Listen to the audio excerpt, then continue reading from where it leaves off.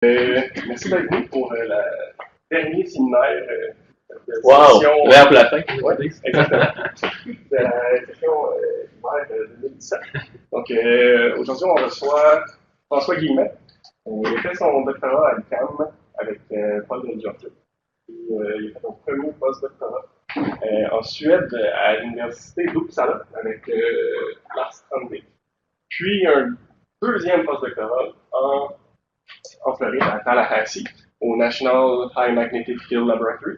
C'est là que j'ai rencontré François il y a de ça après 6 mois.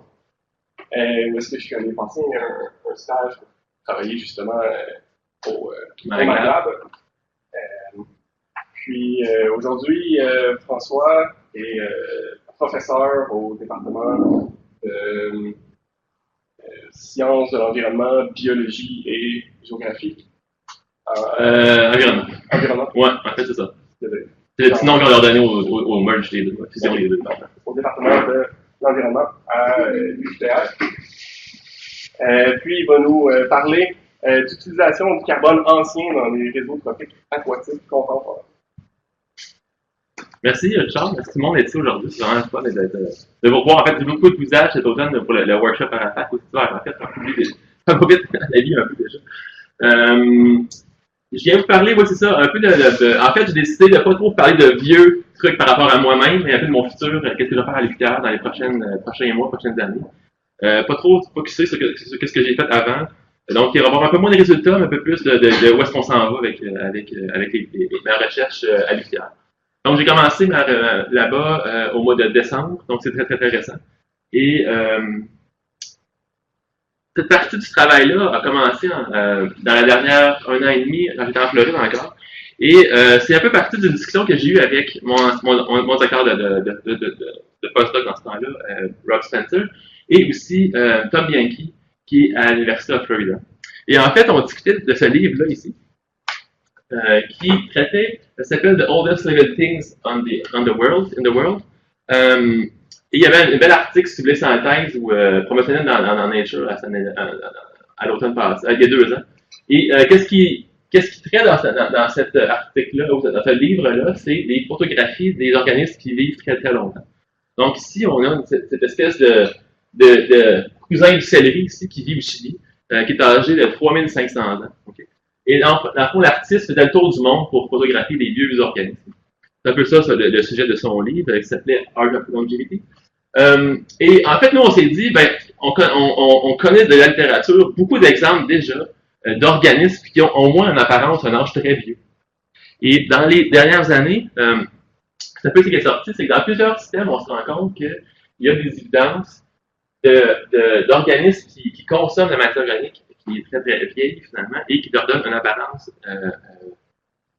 un âge en apparence qui est très vieille. Et en fait, on s'est dit, pourquoi pas faire un espèce de pendant au livre, mais de faire une revue de littérature de toutes nos connaissances qu'on a sur le vieux carbone et son importance dans les réseaux trophiques. Donc, c'est un peu ce qu'on a fait ici, qui a été publié cette année. Donc, je vais vous traiter en première partie de la présentation aujourd'hui. Et donc, on va faire un petit peu le tour. Et la question un petit peu qu'on essaie de répondre dans cette revue de littérature-là, c'est pourquoi qu'un organisme qui vit quelques semaines, quelques mois, lorsqu'on mesure son âge avec le carbone 14, par exemple, on se rend compte qu'il y a 3, 4 000, 5 000 ans, par exemple. Okay? Donc, pourquoi qu'on s'intéresse au vieux carbone, à part pour le fun de faire une littérature, si vous voulez? Beaucoup d'entre vous sont déjà familiers avec le concept d'alloptonie dans les réseaux trophiques, hein, donc le support des réseaux trophiques aquatiques par le bassin versant, par la matière organique qui vient du bassin versant. Et qu'est-ce qu'on a fait dans les derniers 10-20 ans par rapport à ça? Donc, ça peut augmenter la productivité des organismes, que ça peut aider à stabiliser la réseau trophique, parce qu'on multiplie les entrées de ressources, par exemple. Ça peut aussi au carbone ancien. Mais quelques cas que je dirais que le carbone ancien a une importance assez capitale, c'est qu'en fait, le carbone ancien peut, si vous voulez, apporter un apport supplémentaire d'énergie et enlever certaines limitations en carbone, par exemple, qui est imposée par la production primaire, par les producteurs primaires in situ dans le système. Donc, on a une nouvelle source qui n'était pas disponible avant, qui est rendue maintenant disponible, qui était enfouie pendant des milliers d'années, qui est rendue disponible maintenant dans le système, qui peut venir suppléer un peu le régime énergétique ou la demande énergétique des organismes. L'autre truc, c'est que aussi souvent le timing, donc le moment à l'année où est-ce que les sources anciennes vont être rendues disponibles, n'est pas le même que les sources de production primaire, donc les sources modernes de carbone. On peut penser par exemple en Arctique, souvent au printemps, on va avoir une espèce de flush printanier, donc des eaux de surface qui vont amener beaucoup de carbone plus récent, donc des produits par les mousses, les arbustes, les arbres qui sont dans ce coin-là. Et plus tard dans l'année, lorsque le pergélisol fond, on va avoir un apport de carbone qui est très très vieux et qui vient suppléer plus tard dans l'année, par exemple en été, le réseau de trafic aquatique. Donc il y a une espèce d'effet temporel un petit peu qui joue ici pour le carbone ancien, qui fait différent. Et l'autre chose, c'est que souvent on peut avoir ce qu'on appelle des successional shortcuts. Donc, qu'est-ce qui va se passer dans ces cas-là? Je donne un exemple, par exemple, dans les glaciers, ce que les glaciers sont en train de fondre en ce moment, ils dégagent de nouveaux territoires qui peut être rendu disponible à l'utilisation par les organismes. Souvent, les théories biologiques, qu'est-ce qu'ils prédisent, c'est qu'on va avoir un mouvement premier des producteurs primaires qui vont générer de l'énergie nouvelle pour soutenir les consommateurs primaires et secondaires.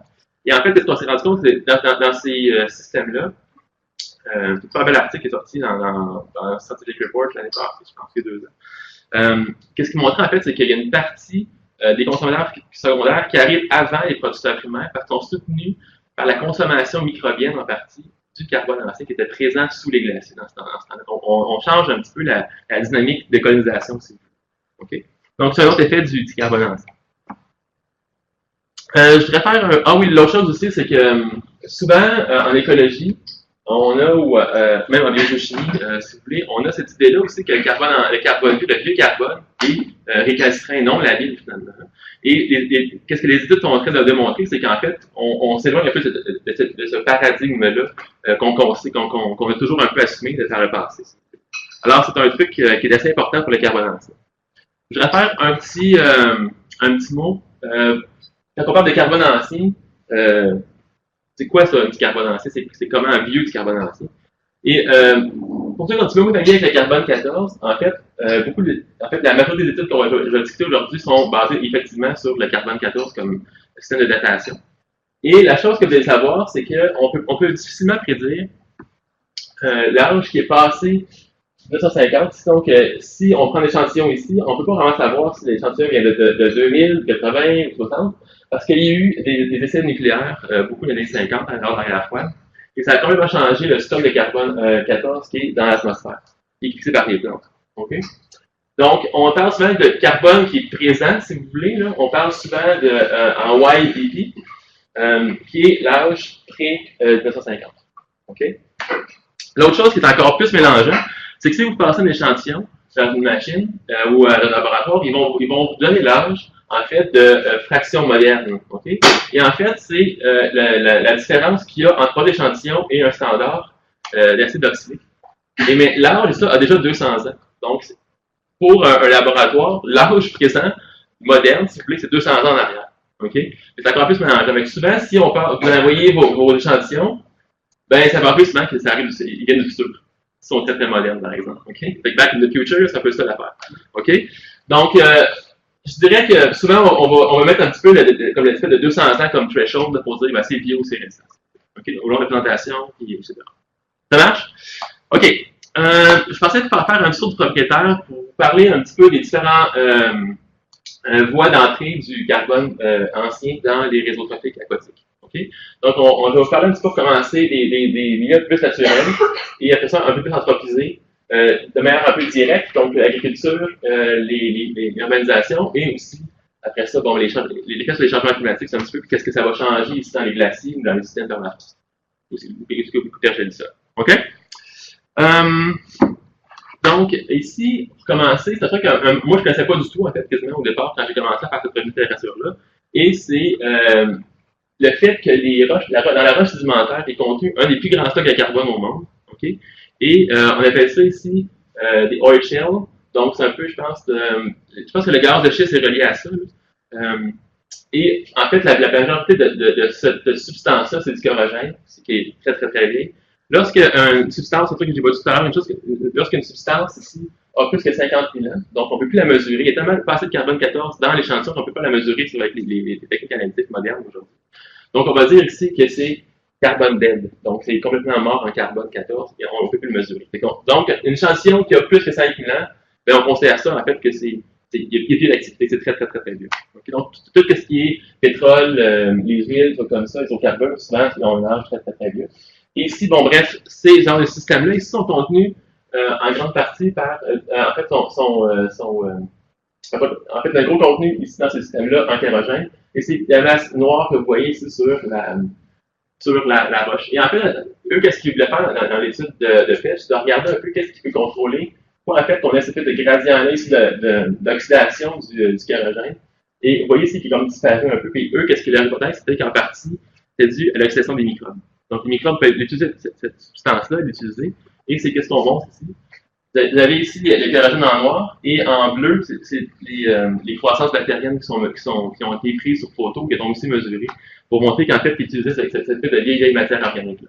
Donc, c'est un des systèmes intéressants. Il y a quelques études qui ont commencé à dire que ça peut être une source importante de carbone ancien dans les cours d'eau, par exemple dans l'arrière Robson, mais il n'y a personne qui a montré encore un lien directement entre ça et le réseau trophique pour l'instant. C'est une hypothèse qu'on a, mais il n'y a personne qui a vraiment fait ce lien-là. OK, l'autre chose que je vais vous parler, ça, c'est les sols naturels. Donc, on sait aussi que les forêts et les prairies, par exemple, contiennent beaucoup de carbone. Encore une fois, on parle ici de 1500 pentagrammes de carbone par année. L'affaire, c'est que souvent, dans notre fête, ou en fait en écologie, on suppose que les sources de carbone, des ressources naturelles comme ça ici, c'est principalement des substrats modernes. Donc, c'est une grosse partie de la matière organique. Quand vous avez un lac humique, par exemple, c'est la matière végétale normalement qui est considérée récente dans un lac. Okay? Donc, c'est un petit peu ça qui montre ici. Mais par contre, il y a certaines études qui ont commencé à montrer qu'on pouvait mesurer de l'âge de sol dans le coin de 4000 ans et de la vieille, par exemple, tourbière qui va avoir près de 12 000 ans, par exemple. Donc, ça peut être une autre source importante. Mais qu'est-ce qui se passe, c'est que souvent, cette matière-là, pourquoi on ne la voit pas souvent passer dans une chanson de DOC, c'est que, en fait, la matière organique est collée, par exemple, agrégée ou absorbée sur les particules fines dans le sol. Okay? Et qu'est-ce qui va passer, c'est que lorsque l'eau va pénétrer ici, il va bouger ça dans le milieu aquatique, on va souvent perdre cette espèce de refuge-là partiel qu'on appelle en littérature un petit peu, là, qui pourrait rendre disponible cette vieille matière organique-là dans le milieu aquatique et donc disponible aux organismes pour pouvoir l'utiliser. Okay? Et souvent, notre matière organique, qu'est-ce qu'on s'est rendu compte, c'est qu'elle est quand même assez simple et assez labile souvent. Okay? Et je vous montre ici une étude qui a été faite dans la réévaluation encore une fois, où est-ce qu'on a ici la matière organique ancienne très très vieille, moderne. Donc ici, je pense qu'ils ont mesuré le phytoplancton et 2 types de macrophytes dans leur modèle de mélange. Ils ont pris un member assez vieux ici, d'environ 4000 ans, comme je disais tout à l'heure, et ils ont regardé l'âge du zooplancton dans ce système-là. Ils se sont rendus compte que le zooplancton n'utilisait pas seulement la matière organique terrestre moderne, mais aussi en grande partie la matière organique ancienne. Okay? Donc c'est un des premiers papiers en 2000, je crois, qui est sorti, qui a montré une belle évidence, une belle preuve que les organismes peuvent utiliser la matière organique terrestre, mais ancienne. OK, donc on est en système naturel, pas très perturbé pour l'instant. Je vais maintenant changer un petit peu le discours pour commencer à vous parler un petit peu aussi des changements anthropiques. Qu'est-ce que ça peut jouer sur cette espèce de dynamique-là de carbone ancien ou de l'arrière de carbone ancien. Et ici, qu'est-ce que vous avez, c'est une carte qui est très, très difficile à comprendre, okay? Mais je vais l'expliquer très rapidement. Dans la tête de Rémi, où est-ce qu'il a commencé à calculer les flux de carbone au sein de différentes boîtes, si vous voulez. Donc, la biomasse qui peut être les plantes et les arbres, les forêts, le sol, et bon, les réserves de carbone fossile. Et ici, en fait, vous avez les différents types d'écosystèmes aquatiques, s'il vous plaît. Eau douce, estuaire, océan côtier et océan ouvert. Et le chiffre que je veux seulement vous faire remarquer ici, c'est le petit point bleu ici, qui est le plus additionnel causé par les accidents anthropiques de carbone dans les 100 dernières années. Okay? Et qu'est-ce qu'on montre, en fait, ici, c'est qu'il y a quasiment 1 pentagramme de carbone par année qui est ajouté dans le système de réseau aquatique. Okay? Ces carbonés, il faut qu'ils viennent de quelque part. Et en grosse partie, c'est qu'ils viennent des stocks anciens qui étaient présents dans les sols, qui étaient présents dans le milieu terrestre, finalement, qui est en train d'être disloqué et transformé, transporté, excusez, vers le réseau aquatique. Okay? Et qu'est-ce qui se passe, c'est que, tantôt, je discutais un petit peu de ça au niveau des sols. Vous avez à gauche un exemple de sol non perturbé. et la distribution des âges ici. Et qu'est-ce que vous voyez, c'est qu'en grosse partie, on parle de moins de 50 ans au niveau du carbone qui est exporté des sites non perturbés. Okay? Lorsqu'on arrive dans un site perturbé, qu'est-ce qui se passe? C'est que si on vient jouer, par exemple, si on allait de la forêt, on commence à labourer un champ, à créer de l'érosion des sols, mais on commence à venir jouer dans une partie qui est beaucoup plus vieille, finalement. Hein? Et là, on voit ici un grand accroissement dans l'âge du carbone qui est exporté. Okay? Donc, en effet, si vous voulez, directement un peu de l'activité humaine de ce côté-là. Et ici, on regarde l'article de Botman, ici, qu'est-ce qu'ils ont montré, c'est un peu ce que je viens de vous expliquer. Ils ont mesuré, eux, l'âge du VOC exporté dans les bassins versants à travers les États-Unis qui sont plus ou moins affectés par l'activité anthropique. Et ici, on parle de systèmes naturels qui n'ont presque pas d'activité, un système qui est totalement perturbé, donc ça peut être proche d'une grande ville ou un paysage complètement agricole dans le bassin versant. Et ce qu'on montre, en fait, c'est qu'on a vraiment un changement dans l'âge, encore une fois, qui est exporté, du carbone qui est exporté vers le bassin versant. OK? Donc, l'âge, après, la plus bas qu'on a cherché, c'est le coin de 2 ici, c'est dans le coin de 4 millions environ. Je pense que la sortie du Grand Lac dans Saint-Laurent, je pense qu'on trouve à peu près ici, dans ce coin-là. OK? En plein milieu. Donc, pas très vieux encore, mais c'est un petit peu plus vieux que qu'est-ce qu'on peut trouver, par exemple, dans les milieux moins anthropisés.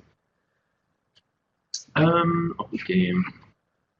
Donc, encore une fois, lorsqu'on augmente l'incarnation et l'érosion des sols, bon, on obtient du carbone, il y a du carbone beaucoup plus vieux qui est exporté dans les aquatiques, comme je disais tout à l'heure. L'autre chose qui est sortie un peu des lectures que j'ai faites dans l'analyse, c'est que on parle beaucoup de sol, mais l'autre chose qui est un peu un espèce de facteur un peu confondant, c'est que c'est pas seulement le sol qui peut être vieux, c'est aussi, dans les procédés d'écriture modernes, on utilise beaucoup de fertilisants qui sont des dérivés de pétrole, par exemple, et qui ont effectivement un âge de carbone mort ou vieux, qui peut venir jouer là-dessus. Même chose avec les résidus d'eau usée, parce qu'il y a de l'eau qui va venir percoler ou en fait même glisser sur la surface bétonnée, parce qu'il peut y avoir des huiles, dans les garages, par exemple. Ça peut aussi amener une grande partie de carbone qui a l'air vieux, c'est juste des hydrocarbures, simplement, dans ce cas-ci. OK? Donc, puis, je vous dirais que la distinction, on ne sait pas trop encore c'est quoi la proportion de sol versus ce genre de composés hydrocarburés au niveau de l'âge du pool ancien de carbone dans un écosystème donné. C'est encore fait. Et je vous donne un petit exemple ici. C'est un exemple que je savais mon postdoc en Floride. C'est un truc que j'ai allé voir dans les Everglades ici. Et elle travaille au Maglan. One. Et qu'est-ce qu'elle a montré, en fait, c'est que elle étudie plusieurs sites dans les Everglades où ils ont fait de l'agriculture et des marées humides non touchées là, par l'agriculture. Et ici, en fait, c'est l'âge à partir de laquelle ils ont arrêté l'agriculture. Donc, il y a comme une espèce de gradient ici de recovery, là, de retour à la normale, si vous voulez, un petit peu. Donc, encore très actif dans l'agriculture, de moins en moins ici, un petit peu. Et qu'est-ce qu'on voit, c'est que chez les comités de poissons, ici, on a l'Achigan et le café soleil, dans ce cas-ci. Mosquito, je me souviens plus c'est quoi, j'ai un blanc. Mais bref, qu'est-ce qu'il montrait, c'est que effectivement, on voyait des comités de poissons qui étaient beaucoup plus anciennes, par exemple au niveau de leur biomasse, là, dans les écosystèmes beaucoup plus perturbés. C'est un des beaux exemples au niveau de l'agriculture dans la littérature qu'on connaît en ce moment. OK? Donc, c'est pour les systèmes d'agriculture, par exemple, un peu plus direct au niveau de l'action humaine. Si on monte dans le Grand Nord, on va faire un peu plus l'action un peu plus indirecte via les changements climatiques. Là. On peut parler aussi des glaciers et des couverts de glace là, qui se retrouvent par exemple sur le ice sheet. Je crois que ça se réfère beaucoup par exemple au plateau tibétain, par exemple. Ça peut être un ice sheet, là, une plaque de glace qui est quelque part là-bas. Et au niveau des glaciers aussi, bon, ben, il y a beaucoup en Alaska, il y a beaucoup de données en Alaska, puis un petit peu aussi en Autriche et en Suisse. Là, c'est pas tant de carbone de contenu dans les glaciers. Un peu, pas tant. Mais l'affaire, c'est que ce carbone-là est très, très, très labile, si vous voulez, très facilement utilisable par les organismes. En fait, on a fait des taux de dégradation, on passe en dedans de 2-3 semaines, l'ordre quasiment de 80%. C'est comme un lac normal, dans les Laurentides, par exemple, c'est comme 10-15% qu'on a au niveau de la dégradation. C'est très, très réactif comme type de carbone. Et en fait, c'est ce que je voulais vous montrer ici. Et ce carbone très, très labile, il y a un âge très, très élevé, en fait. Puis vous voyez la belle relation aussi que Wood a dérivé. Je pense que ça, c'est des glaciers dans le coin de l'Alaska, sur la côte ouest. Et qu'est-ce que la réforme montre, en fait, c'est qu'à mesure que la pourcentage de l'humidité augmente, la façon qu'on peut consommer, ben, l'âge complètement aussi augmente de la même façon. Et dans une deuxième étude qui était par Feldman, qu'est-ce qu'ils ont montré, c'est qu'à la suite de cette première étude qui était comme wow, ok, c'est vraiment disponible, ce bicarbone-là, mais ils ont suivi aussi au niveau de la chaîne trophique aquatique qui recevait ce carbone ancien du glacier. Et ce qu'ils ont montré, en fait, c'est que je pense qu'il y avait des carbonamyles, il y avait aussi une biofilm bactérie dans cette étude-là. On peut montrer que 36% de la biomasse du réseau trophique en moyenne pouvait être soutenue par le glacier. Et mettons, on peut penser, par exemple, dans le futur, lorsque le glacier va s'en aller tranquillement et qu'il va décoloniser, par exemple, la forêt, comme tantôt j'expliquais un petit peu à long terme, est-ce que ça va changer un peu le fonctionnement des écosystèmes aquatiques là-bas? Parce qu'on sait que le carbone, souvent, qui vient du terrestre, est beaucoup moins labile. Okay? Donc, il va y avoir un espèce de changement assez important au niveau des glaciers, un peu inattendu, finalement, de ce côté-là, au niveau de la biodisponibilité des ressources. OK, permafrost. Je pense qu'il y a beaucoup de monde ici qui connaissent un peu plus ça, d'où la réponse à l'importance au niveau des changements climatiques et du stock de carbone qui est entré à permafrost. Là, on parle qu'en ce moment, il y a environ 1700 pétagrammes de carbone organique. Donc, ça veut dire 2 fois la quantité de ce carbone qui est dans l'atmosphère en ce moment, qui est contenu et qui va être amené à dégrader dans les prochaines années suite au changement climatique. Moi aussi, il y avait un projet qui s'appelait le Carbon Bomb Project. C'est comme, on est comme parti une bombe qui a fait juste ça va tout d'en face à un moment donné parce qu'on a commencé déjà à enchaîner un peu cette espèce de loop que vous voulez booster avec le climat et fait que ce stock ancien de carbone-là. Et il y a beaucoup de recherches qui sont en ce moment là-dessus. Je pense que c'est un des milieux où est-ce qu'on a plus d'études sur la consommation du carbone ancien en ce moment. Beaucoup. Et qu'est-ce qu'on montre ici, c'est que un peu moins réactif, mais encore très réactif comparé au glacier tout à l'heure, mais on a des taux entre 30 et 50% de conservation du carbone dans les rivières qui drainent le pergélisol en Arctique. Et là, ici, l'article de manque que je vais vous montrer, en fait, c'est que vous avez les âges du DOC comme tel dans ces systèmes-là. Et vous avez ici un gradient qui va d'Aguedoma, certaines rivières qui drainent un peu plus loin dans le bassin versant, des tributaires moyens et plus importants, et finalement la grande rivière qui va se jeter dans l'Arctique. Ça, je reviendrai un peu là-dessus parce que j'ai des travaux en cours dans ce coin-là.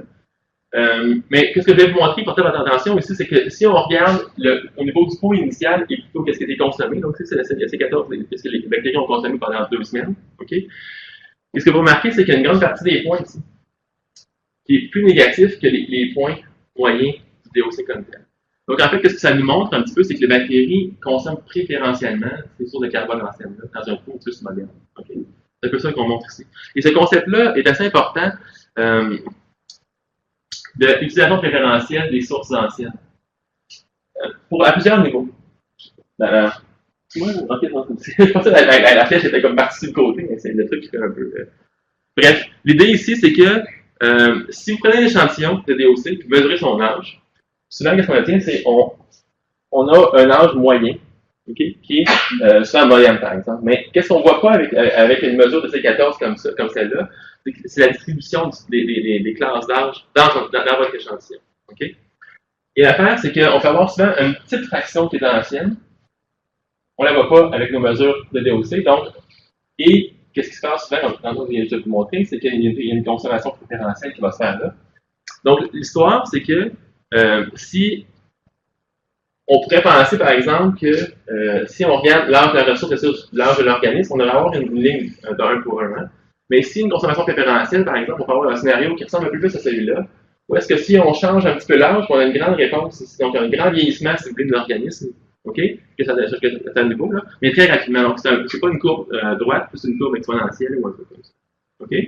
Et je dirais que la combinaison entre ces deux concepts-là ici, d'âge moyen, mais en fait, qu'on utilise, il y a une distribution aussi qui est beaucoup plus ancienne et la consommation préférentielle joue un grand rôle de ce qu'on arrive aux perturbations anthropiques. C'est qu'un petit changement dans la perturbation peut amener une grande réponse dans les organismes. OK? Vous comprenez un peu l'idée? Qu'est-ce que je passe? C'est ça. Puis en fait, je l'ai mis cette photo-là ici. C'est même pour vous dire que c'est un peu le scénario qu'on voit, okay, pour que ça revienne dans votre tête. C'est qu'on peut avoir souvent une espèce de source très moderne en apparence. Mais il y a peut-être une frite de McDo aussi qui est très très ancienne. Et bon, notre monsieur ici peut la consommer en préférentiellement s'il aime beaucoup les frites. OK? Vous comprenez un peu le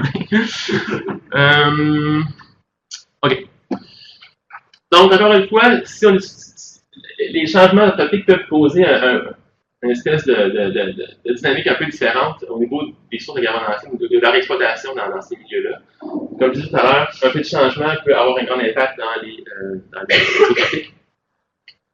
Je dirais qu'en général, tantôt je montrais l'article de Wang en Floride, là, on montre, en tout cas on semble démontrer que effectivement il y a un accroissement de l'âge, si vous voulez, des organismes en milieu plus impacté, plus affecté par l'humain. Mais je dirais que le problème qu'on a beaucoup, c'est que souvent on étudie un organisme versus un milieu. On n'a pas une belle vision encore au niveau intégré de la chaîne trophique complète. Et des effets de cascade, si vous voulez, aussi, imposés par exemple par l'évolution de carbone ancien. OK? Tantôt, je déjà parlé de ça aussi tout à l'heure, je fais un petit résumé ici de cette partie-là, mais en fait, c'est que je dis tout à l'heure qu'un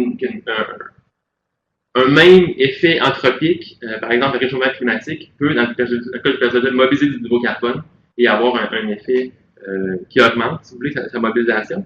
Et dans les glaciers, par exemple, ben, si ça se met à fond et qu'il n'y a plus de glaciers à la fin, ben, on va diminuer le carbone ancien par les écosystèmes à côté. Donc, des réponses différentes à la même perturbation, dans ce cas-ci, le réchauffement climatique. Un truc qu'on n'a pas beaucoup fait encore, et je dirais qu'il y a quelques études là-dessus, c'est le fait qu'on ne sait pas trop encore c'est quoi la baseline, c'est quoi le niveau de base de transport et de mobilisation du carbone ancien dans les milieux non perturbés, en forêt ou en tout. Et que je pense qu'il y a un peu de travail encore à faire de ce niveau-là pour voir après ça, par exemple, si on ramène un écosystème à son. On veut, je sais pas, par exemple, un milieu agricole, on veut le reforester, comme replanter des arbres dedans. Et est-ce qu'on va retrouver ce niveau de base-là finalement? On ne sait pas trop c'est quoi le niveau des prédictions, c'est quoi cette cible-là, s'il vous plaît. OK? Donc, première partie du talk, c'était pas mal la résumé un peu que je vais faire ici de l'article synthèse que je voulais vous parler aujourd'hui. Donc, il y a beaucoup d'évidences pour l'instant de preuves, je crois, qui montrent que le carbone ancien, c'est pas seulement un truc qui est récalcitrant ou inerte dans l'environnement, mais qui est assez dynamique, finalement, et réactif. Je dirais aussi que je pense que maintenant, on en est rendu plus à commencer à bien regarder c'est quoi les effets des différents changements, ou aussi dans les milieux référence, au niveau du mouvement et des sources anciennes, plutôt que de recommencer à tester encore le paradigme, le ressource âge, si vous voulez. Je pense qu'on est rendu à une autre étape un peu de commencer à regarder. Ben, c'est où, en fait, qu'on voit cette espèce de déviation du paradigme qu'on a souvent réfléchi par le passé. Et donc, en fait, c'est ça qu'on devrait commencer à regarder. Pas sinon, mais pas. Oui, en fait,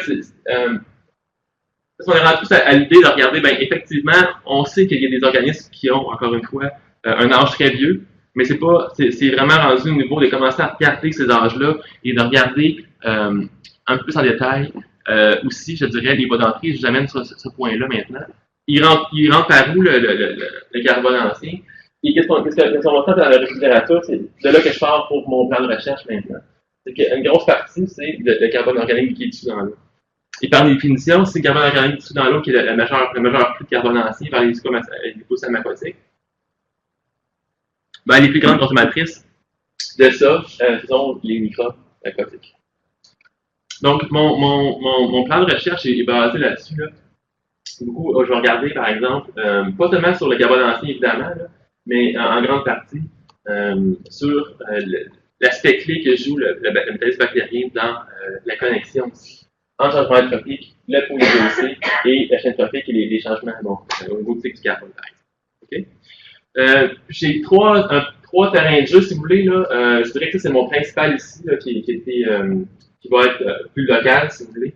Donc, les grosses composantes ici, mais j'ai quand même encore un petit en Arctique sibérien. Et on va commencer l'année prochaine aussi avec des collègues à Trois-Rivières en Arctique canadien. Et ça, c'est un truc qu'on est en train de monter avec un collègue aussi à l'UQTR qui travaille sur les glaciers, les glaciers dans l'Ouest canadien. C'est plus un hydrologiste des glaces, en fait. Donc, on s'est regardé voir si on peut faire des trucs ensemble. Parce qu'il y a vraiment une bonne connaissance de comment l'eau coule dans un glacier, par exemple. Niveau supraglaciaire, superglaciaire, dans l'eau de fond, etc. Et bref, on va commencer à regarder un petit peu aussi comment le carbone bouge et ici les irénistes qui l'utilisent, les gens. Okay. Donc, je parle des deux premiers aussi un petit peu aujourd'hui, un peu du plan de marche que j'ai ici et quelques résultats qui viennent du permafrost ou pergélisol, un article que j'ai commencé l'année passée à travailler avec une édition locale. Donc, mon plan de recherche là, contient 3 axes un petit peu, si vous voulez. Là. Au départ, c'est qu'on va commencer à aller chercher ou définir une signature moléculaire du carbone ancien dans les écosystèmes perturbés, donc perturbés évidemment. OK? Après ça, parce qu'en fait, on va, tantôt je vous expliquais, là, il y a cette espèce de courbe-là ici, de mesure moyenne, mais on sait pas, on essaie d'ouvrir tranquillement la boîte noire, de regarder en dedans. Est-ce qu'on peut trouver des évidences que certains types de molécules, par exemple, sont plus anciennes que d'autres ou sont plus mobilisées que d'autres dans des systèmes perturbés, donc perturbés, etc. Après ça, on va regarder un petit peu la dynamique au niveau soit du type du territoire ou des contrôles hydrologiques aussi sur la mobilisation du carbone ancien, dans ce cas-ci. Et, évidemment, de regarder c'est quoi les stratégies d'utilisation de ce genre de carbone par les communautés bactériennes. Et avec Gilbert Cavana, on va commencer à regarder au niveau de la chaîne trophique, des poissons du zooplancton. OK, donc, je vais mettre tout de suite. On va payer trop longtemps. Bref, tantôt, je parlais de système référence. Là. On va commencer à regarder ça beaucoup à travers les différents types, surtout au niveau forestier ici, au départ. Donc, on va commencer à montrer une espèce de librairie, si vous voulez, moléculaire, où on va regarder un petit peu, cataloguer c'est quoi les différents types de composés qu'on retrouve dans ces milieux-là. Et bon, bref, après ça, de là, on va commencer à regarder voir les déviations, les changements qu'on obtient avec tel autre type de perturbation. Et bon, évidemment, après ça, on va aussi regarder le type de molécule qui est consommé. Qu'est-ce que les bactéries consomment finalement dans ces milieux-là. Donc, j'utilise différentes techniques ici. Je ne pense pas trop là-dessus en fonction de celle-là. Mais bref, je pense qu'il y a beaucoup de monde qui était workshop par la fac, donc je pense que le meilleur idée maintenant, c'est quoi, là? Mais en gros, c'est d'utiliser la fluorescence naturelle de la matière organique avec la modélisation aussi pour, si vous voulez, regarder un peu les types de composés qu'on obtient basés sur l'optique. Okay? Donc, ici, dans ces cas-ci, il y avait comme 5 types de composés différents qu'on pourrait regarder. Des matières plus humiques, plus fluidiques, plus protéiniques, ou si vous voulez, un peu plus simples. Ici, c'est donc une technique ici que j'ai développée il y a 2 ans maintenant avec un étudiant qui est en Danemark. Et l'idée, c'est qu'on peut regarder différentes classes de taille de molécules. On peut commencer à regarder, séparer le pool, le DOC comme tel, en différentes classes de molécules et de regarder après ça, ils sont identifiés par type d'attributs chimiques. Donc, encore une fois, basé sur l'optique ici. Donc, on peut avoir, par exemple, ces quatre classes-là, mais ils ont chacun une propriété chimique différente. Donc, on peut commencer à regarder ça un petit peu. Et la dernière technique ici, bon, que j'ai beaucoup développée quand j'étais en Floride, et c'est un peu d'ailleurs que Richard est venu apprendre avec moi là-bas, c'est le FT-ICRMS. En fait, c'est une espèce de gros aimant comme celui-là. Je vous montre un petit peu à quoi ça sert, comment ça marche. L'aimant, c'est comme plus gros que la salle ici, là, c'est énorme. Okay, donc, on est comme ça avec notre petite seringue d'échantillon, puis on l'injecte dans la grosse affaire. Donc, on prend un échantillon d'eau, qu'on va venir ici extraire le carbone, trouve ici. Donc, ça, c'est la Seaway River. Je ne sais pas si vous connaissez ça un petit peu, là, mais c'est la grosse d'eau noire, référence beaucoup en chimie organique, qui coule en Floride, tout près de où est-ce que j'étais. On va venir ici, si vous voulez, extraire le carbone, le concentrer. Et après ça, on va venir l'injecter. Comme vous voyez ici, l'aiguille, c'est comme une aiguille à coudre presque, on l'injecte dans l'instrument qui est gros comme ça. Et l'idée, c'est qu'en fait, les molécules vont être séparées par. Elles vont être chargées ici, dans l'aiguille, avec un gros courant. Et ils vont commencer à se disperser dans l'espace, si vous voulez, dans un champ magnétique qui est à l'intérieur de l'élément. Donc, notre échantillon rentre, puis il y a des molécules qui flottent, là, qui se mettent à orbiter dans le gros élément, dans le champ magnétique, basé sur leur charge ou leur masse. Okay? Donc, j'appelle souvent le FT-ICRMS un peu comme mettre des ailes à un éléphant. C'est comme une grosse molécule, puis elle commence à voler finalement dans le gros champ magnétique. Okay? Et ici, vous avez un spectre d'un échantillon qui est super beau. Genre. En fait, ici, vous avez un super de beau spectre avec chacun des pics ici et une molécule. Okay? Et plus qu'il y a de la même molécule, évidemment, ben, vous avez une plus grande abondance, une plus grande intensité mesurée. Okay? Et vous avez ici la masse mesurée sur ce genre d'instrument-là. On est à 6 points en l'air de décimale. Donc, c'est une masse qui est très précise. Qu'est-ce que ça nous permet de faire ensuite? C'est qu'on peut jouer avec la masse des différents atomes, okay? De carbone, d'azote, de phosphore, d'oxygène, hydrogène, et de calculer maintenant c'est quelle est la bonne combinaison qui va donner cette masse exacte-là ici. Okay? Donc, si je vous donne un exemple, par exemple, ce pic-là ici serait, par exemple, contiendrait 17 carbone, 17 hydrogène, 4 azote et 4 oxygène. Okay? Donc, vous allez avoir une série comme ça de formules chimiques, là, on en fait à peu près comme 10-12 000 dans un set de données, par exemple. Donc, c'est comme assez à haute résolution qu'on appelle, finalement, la spectrométrie de masse à haute résolution. Et voici ici une image de points de toutes les molécules qu'on a trouvées, par exemple, dans un échantillon ou dans un set de données. Et en fait, on appelle ça ici un diagramme de Van Crevelen. Et vous avez les formules chimiques qui sont dispersées ici, si vous voulez, en fonction de leur ratio oxygène-carbone, ici, et hydrogène-carbone. Okay? Donc, tout à l'heure, je vous montrais les différences ici, comme ça. Ben, si on fait un calcul, par exemple, carbone-oxygène sur carbone ou hydrogène sur carbone, ben, on obtient un placement dans l'espace ici. Okay?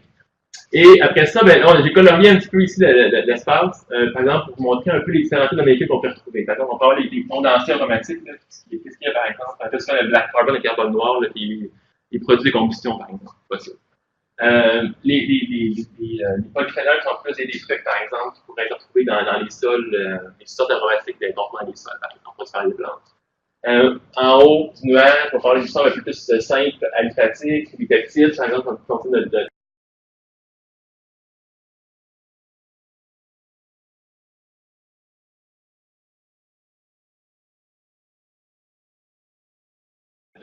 Donc, on a comme une espèce d'idée un petit peu de type de molécules qui sont. Donc, c'est une des techniques, je vais revenir tout à l'heure avec là-dessus, mais c'est une des techniques que j'ai développées dans les années, j'espère, qui vont donner un peu plus d'ouverture, de résolution sur la dynamique des pôles de carbone qui bougent en milieu anthropique ou pas. OK? Donc, ça, c'est pour la partie plus technique. L'autre chose que je vais vous parler rapidement aussi, c'était que il y a une composante spatiale assez forte, mais aussi temporelle, saisonnière dans les systèmes qu'on étudie, que ce soit au niveau agricole ici ou dans le Nord. L'affaire, c'est que dans ce système, par exemple, comme agricole ici, au printemps, qu'est-ce qui se passe? C'est qu'on peut avoir beaucoup d'autres surfaces qui coulent, hein, la masse coule, et souvent, qu'est-ce qui va être exporté, ça va être des substances beaucoup plus modernes, évidemment, et plus complexes souvent aussi. Qui peut être directement comme flushé dans l'écosystème. Et à mesure qu'on descend dans le profil des sols, donc si on arrive avec un flot plus faible en été, parce que le niveau d'eau dans les sols va tomber ou va diminuer, bien là on commence à exporter du carbone qui est enfoui beaucoup plus longtemps dans l'écosystème. Okay? Donc c'est vraiment dans ces scénarios-là ici, par exemple dans une forêt, on peut mesurer du carbone plus ancien, par exemple, en base flow condition, en conditions plus il y a moins d'eau qui circule dans le système. Okay? Maintenant, la question, c'est de savoir, ben, si on enlève la partie supérieure parce qu'on vient de couper des arbres, on vient de commencer à labourer, ben, qu'est-ce qui se passe après ça au niveau de l'exportation? Puis comment, surtout, je pense qu'il y a un article là-dessus qui a commencé à regarder ça, je pense qu'il y en a juste un, que j'ai trouvé il n'y a pas longtemps. C'est quoi l'effet combiné entre l'end-use et la saisonnalité? On ne sait pas trop encore. Parce que le même effet saisonnier a le même effet dans un système perturbé ou versus non perturbé. Okay? Un exemple de ça ici, assez fort, je vous le montre parce que je suis allé me promener derrière en bateau. Là. Comme de l'aubergine de fin de semaine, mais juste pour de plaisance un petit peu. Là. On est allé faire un tour, moi et Gilbert Clément, un collègue, avec le maire de Saint-Anne de Sorel. Il nous a amené dans son espèce de gros bateau. On est allé voir la plaine inondable du Saint-Laurent. Okay? Et en fait, vous voyez que surtout au nord ici, un petit peu au sud ici aussi, à chaque année, le Saint-Laurent, en cause de la crise printanière, va déborder, s'ouvrir sur les champs agricoles. Et souvent, évidemment, c'est un enjeu assez local assez important parce que les agriculteurs ne peuvent pas faire pousser du maïs dans le milieu ici. Là, parce que dans le fond, eux, ils disent, il fallait là qu'envahir mon champ, mais en fait, eux, ils font l'agriculture dans le littoral du Saint-Laurent. C'est un peu ça l'affaire. Okay? Et pour ceux qui ne savaient pas, ben, il y a eu une grosse annonce, il n'y a pas longtemps, de 15 millions, là, d'une dernière provinciale, où ils vont racheter des terres. Fait que là, je pense que la partie va se faire beaucoup ici. Qu'est-ce que j'entends, en tout cas, bref, entre les lignes. Mais l'idée, c'est d'essayer d'enlever un peu cet effet-là. Bref, pour revenir à la science, c'est quoi l'effet d'avoir un lac qui déborde comme ça ici sur une terre agricole versus une terre, par exemple, forestière? Est-ce que c'est la même chose ou pas? OK? Et il se donne une petite image hier dans le bateau, vous voyez un petit peu à quoi ça ressemble. Il y a un champ derrière ici, là-bas. Puis il est complètement inondé. Il y a comme 5-6 pieds d'eau, quasiment 2 mètres d'eau, à grandeur, par-dessus le niveau normal. OK? Dernière chose que je vais mentionner au niveau du plan de recherche comme tel, je vais regarder beaucoup au niveau des stratégies de ressources, des ressources qui sont importantes au niveau des bactéries. Donc, quel genre de molécules et comment ils vont aller les chercher, ces molécules-là, ou ces différents composés ou substrats-là, dans les différents milieux. Que ce soit au niveau enzymatique, par exemple, on parle aussi des biologues, je ne sais pas si vous connaissez ça, mais ça fait comme un différents types de substrats, on regarde un peu leur utilisation par la communauté qui est résidente là. Et on regarde un petit peu après ça, ben, est-ce qu'ils sont plus en train de consommer des substances plus labiles, moins labiles, ou plus complexes, moins complexes. On va voir ça après ça avec le pool chimique que je vais vous montrer. Okay? Après ça, est-ce que les bactéries, ils vont répondre en plus en respirant le carbone ou en faisant la croissance bactérienne? Donc, par exemple, dans le page on ne connaît quasiment rien là-dessus. Qu'est-ce qui est fait, c'est quasiment au niveau de la respiration. En cause de l'effet sur le changement climatique et du carbone. Donc, il y a même une grosse problématique là. Mais il n'y a personne qui presque regardé au niveau de la croissance bactérienne. Est-ce que c'est important la croissance bactérienne d'une perte du sol ou c'est juste quelque chose que tu brûles et c'est tout? Dernière affaire ici, que j'ai beaucoup travaillé dans le passé, que je vais continuer maintenant à faire aussi, c'est de regarder un peu où est-ce que ça va ce carbone. Dans la biomasse, dans la respiration, est-ce qu'on peut mesurer? Pour faire ça ici, développer ce système-là quand j'étais au début de mon doctorat, je pense. Ouais. Ça fait quelques années, comme vous pouvez voir. L'idée ici, c'est qu'on développe un système expérimental qui nous permet de récupérer le CO2 respiratoire bactérien et aussi la biomasse. Et pour faire de l'analyse, on fait ça en C13, okay? Et C14. Donc, on peut voir un peu la source que C13 et l'âge du carbone qui était respiré ou qui était incorporé dans la biomasse. Okay? Au niveau de C14 biomasse, là, c'est pas encore tout à fait super bien défini comment faire ça. Là. J'ai vu 2 études là-dessus seulement, fait que là, je suis en contact avec une chercheure aux États-Unis pour regarder un peu voir comment on peut bien faire ça. Parce que le problème, c'est toujours la même chose, c'est d'avoir assez de carbone bien isolé pour faire les mesures de C14. Ça prend plus de carbone que le C13. Il reste un petit peu de travail à faire de ce côté-là. Mais bref, je montre un peu l'ancienne version, si vous voulez, là, les boules 1.0 que j'appelle, qui étaient à l'UQAM avant. Ils sont encore là d'ailleurs. Bref, vous avez vos échantillons ici qui incubent. Et il y a une production de CO2 qui va se faire, qu'on va venir capturer dans les traces et qu'on va faire après ça, on va purifier puis faire une mesure de C14. Okay? J'ai beaucoup retravaillé en Floride pendant mon postdoc là-bas, un nouveau système qui est beaucoup plus compact et en fait, surtout qui nous permet d'avoir des boules, si vous voulez, des bouteilles amovibles qu'on peut enlever de la ligne, aller sur le terrain, les remplir, les préparer, puis revenir après ça au laboratoire pour finir le travail. Fait que là, ici, avant, j'avais à Ottawa pour faire la dernière partie qui est de la purification et de l'extraction du CO2. Maintenant, on peut faire directement sur la même ligne ici. Donc, c'est un peu le même principe. Là. Il y a une espèce de système ici qui sert à sécher le gaz et traiter le CO2. On peut le purifier, puis à la fin, bon, dans un petit tube de verre, on a notre échantillon gazeux de CO2 respiratoire. Et donc, c'est un truc qui est un peu complexe, mais qui en fait est très très simple là, quand on le passe au niveau du fonctionnement. OK? Donc, ça va être un truc que je vais avoir à le faire dans les prochaines années, que je repense de le refaire ici maintenant, pour travailler beaucoup avec ça. Donc, je reviens un peu sur les 3 grandes lignes de mon 3 grands axes de mon programme de recherche futur. Et je pense que tantôt, je vous l'ai expliqué tout à l'heure, je vais appliquer beaucoup de cette stratégie-là, si vous voulez, en grande partie dans la vallée du Saint-Laurent. En partie parce que vous voyez déjà ici sur l'image, là, vous avez Montréal, évidemment, Trois-Rivières, qui est juste ici, avec le Saint-Maurice qui est là, le lac Saint-Pierre, les îles de Sorel ici. Si vous regardez rapidement, je pense que c'est assez frappant à l'œil qu'il y a une grande portion du territoire qui est occupée par l'agriculture, hein, avec à côté des gros stades de forêt qui sont juste au nord. Donc, c'est un espèce de bel endroit pour travailler, pour poser ces questions-là, parce que on a beaucoup de différents bassins versants qui sont répartis autour de la région et qui contiennent une composition vraiment différente. Donc, ici, vous avez ici, par exemple, la proportion de forêt avec la couverture forestière, la couverture agricole, les grandes villes, évidemment. Donc, vous avez cette espèce de schéma-là, si vous voulez, là, de gradient-là, de perturbation, là, parce que la perturbation est beaucoup plus forte près des grandes villes ou des milieux agricoles, il est beaucoup moins fort au nord et au sud. C'est ça, parce qu'on arrive dans les milieux plus forestiers, au nord et au sud.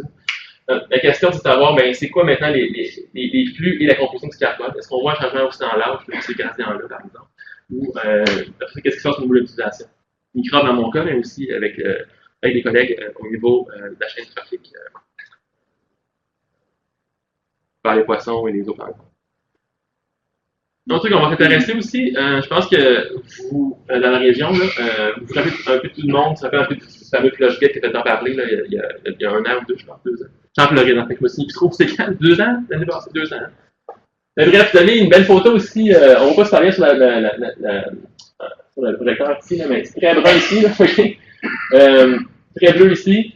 Et en fait, c'est vraiment la plume de Montréal là, qui est regardée pendant ce temps-là, ok?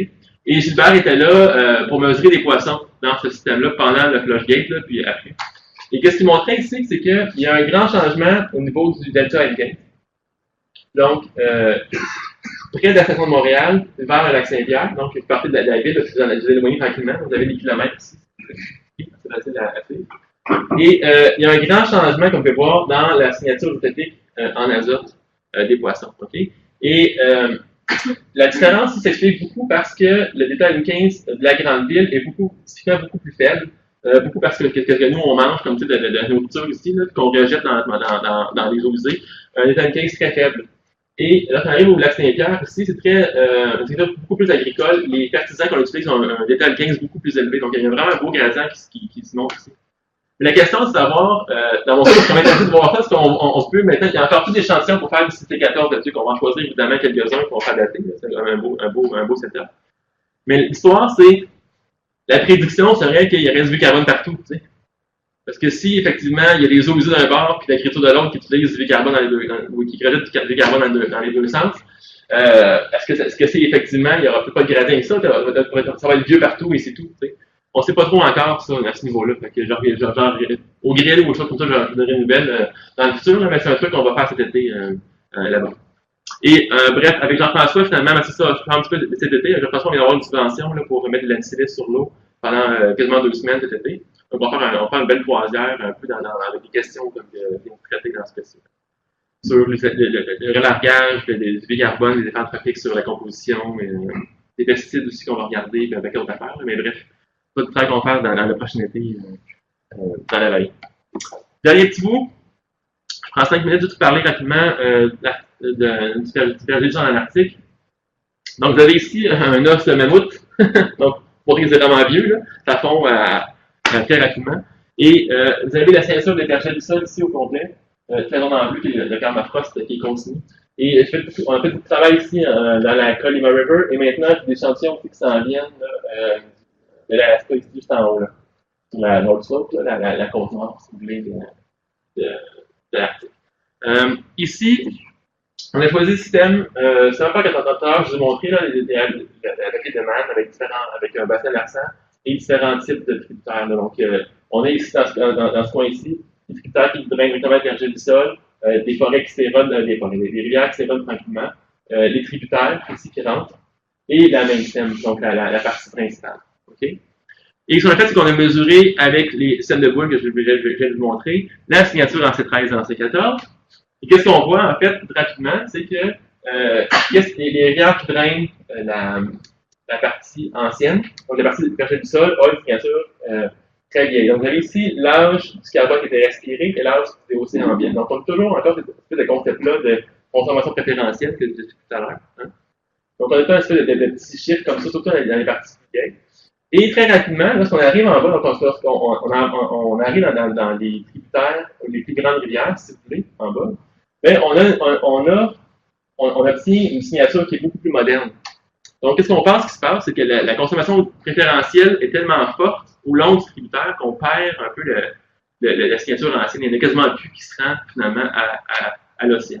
Et avec Jean-François, on a publié un article l'année passée, cette année, avec un étudiant de doc en Suède, et on montrait que c'est pas seulement la rivière, c'est très consommable et très réactif, mais aussi très grand dans les sols dès que ça gèle. Donc, le site réactif, ça commence déjà dès la dégelée du pergélisol, donc pas seulement dans la milieu aquatique. Donc, c'est très réactif et assez important comme processus. Vous avez ici, les diagrammes de veine prévalente, je ne les sais pas encore, là, mais l'idée, c'est qu'on a comparé ici la rivière qui draine le pergélisol par rapport au canal principal, à la rivière principale.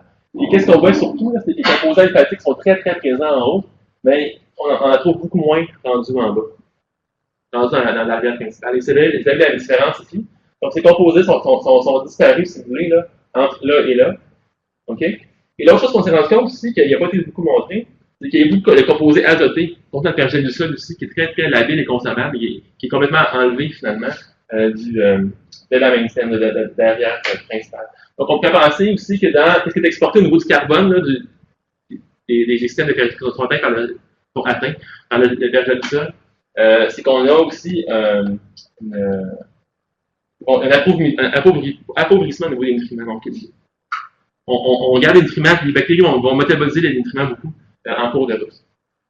Et juste pour faire le lien avec les deux sections, ben, si on regarde au niveau des composés, la proportion des composés alphatiques là, et azotés, ben, on a une belle relation aussi donc, négative avec la C14. Si vous voulez, c'est beaucoup plus vieux dans ce cas-ci. Là, comme je dis, c'est dans le composé-là. Donc, il semblerait que ces deux composés-là ont une origine assez vieille. On commence à regarder un petit peu plus, à ouvrir tranquillement, de cette façon-là, du moins, la boîte de DOC, puis dire, ben, dans cette boîte-là, il y avait des composés alphatiques anciens qui supportent la respiration bactérienne. OK? Ouais, bref, c'est pas mal un des premiers résultats qu'a montré cette espèce de dynamique spatiale-là. Et le lien entre la respiration, les alternatives de composés anciens. Maintenant, c'est de voir, comme tout à l'heure que je vous disais, au niveau de la biomasse bactérienne, est-ce qu'on voit vraiment des évidences que ça va supporter l'azotrophie, que c'est pas encore bien fait. Donc, je dirais, je conclurai sur là-dessus ici.